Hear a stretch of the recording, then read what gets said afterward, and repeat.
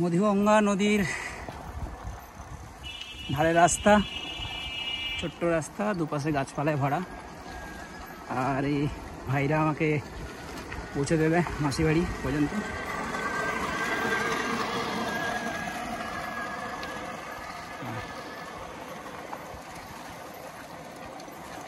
দু ভাই আছে আর একজন পেছনে আছে।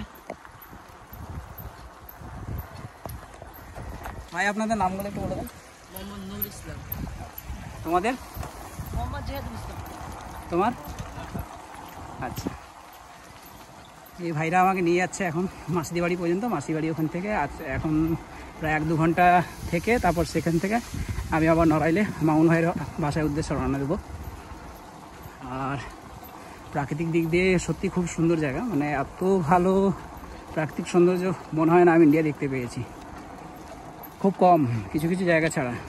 নাহলে এখানে মানে রাস্তাতে চলার সময় তেমন রোদও পাইনি, কারণ দুপাশে এত গাছপালা যে মনে হয়নি যে রোদ পড়ছে বা কিছু, এই ধরনের কিছু মানে ফিলই হয়নি।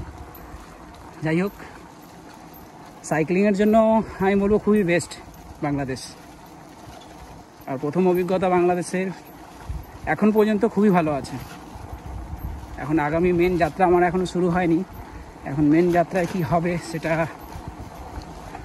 স্টার্ট করার পরেই বলা যাবে।